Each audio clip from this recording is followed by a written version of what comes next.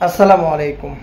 বর্তমানে দেশের যে কন্ডিশন, দেশের যে পরিস্থিতি, তাতে করে স্পোর্টস খেলা বা এগুলো চ্যানেল এগুলো নিয়ে মানুষ আসলে ব্যস্ততা নাই। তারপরেও যেহেতু চ্যানেলটা আমাদের এইটার শো, এটা আমার বলতে হবে। তো দেখেন একটা জিনিস, যাদের মায়ের বুক খালি হয়েছে তাদের প্রতি আসলে মন থেকে সান্ত্বনা দেওয়ার মতো ভাষা নাই ভাই। একটা মানুষ, আপনি নিজে নিজে মেন্টালিটি একবার চিন্তা করে বিবেচনা করেন, একটা মানুষ যখন বুক পেতে দিচ্ছে, তার বুকে যখন গুলি গুলি মারছে, মানুষটা যখন মারা যাচ্ছে, সে যদি আপনার ভাই হয়, সে যদি আপনার ফ্যামিলি মেম্বার হয়, একবার ব্যক্তিগতভাবে নিজের দিক থেকে চোখটা বন্ধ করে ভাবুন আপনার কেমন লাগবে। আপনার দুইটা ভাই একটা ফ্যামিলিতে, আয়ের উৎস সেদিক থেকে যদি একটা ভাই আপনার মৃত্যুবরণ করে, তাও পুলিশের গুলিতে, সেমন পরিস্থিতিতে আপনার ফ্যামিলির অবস্থাটা কোন জায়গায় দাঁড়াবে?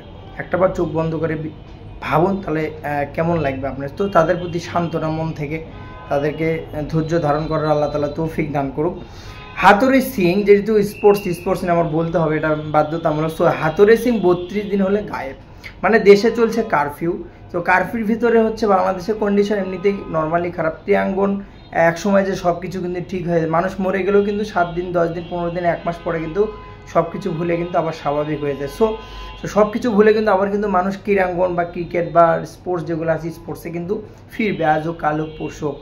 হাতুড়ি সিং, যেখানে বাংলাদেশ দল অস্ট্রেলিয়াতে অবস্থান করছে, যেখানে টেস্টের ক্যাম্প শুরু হয়ে গেছে, যেখানে কিছুদিন পর পাকিস্তানের সাথে খেলা, সেখানে কোচ হাতুড়ি সিং কিন্তু 32 দিন হলে গায়েব। জানি না যে তার মনের ভেতর কোনো কারফিউ জারি হয়েছে কিনা, যার জন্য সে কিন্তু হানিমুন করতে কিন্তু ব্যস্ত। মানুষের হানিমুনে গেলেও 6 দিন 5 দিন 7 দিনের একটা লিমিট থাকে, বা হাতুড়ি সিংয়ের ক্ষেত্রে কিন্তু সেই জিনিসটা নাই, যেটা আমরা বুঝতে পারছি। তো স্বৈরাচারী কিছুটা আন্দোলন যদি সব কিছু ঠিক হওয়ার পরে কিছু আন্দোলন যদি, এই যে পাপন সাহেব, তারপর আমাদের বাংলাদেশ ক্রিকেট বোর্ডের বিরুদ্ধে এরকম কিছুটা একটা যদি আন্দোলন হতো, তবে মনে হয় বাংলাদেশের ক্রিকেটটা কিছুটা হলেও মনে হয় শান্তি পেত, কিছুটা হলেও মনে হচ্ছে মানুষ একটু খেলাটাকে শান্তিপূর্ণভাবে ন্যায় নিরপেক্ষভাবে দেখতো।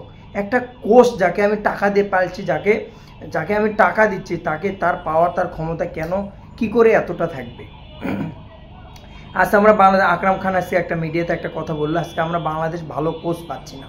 ভালো কোচ কেন পাচ্ছি না আমরা?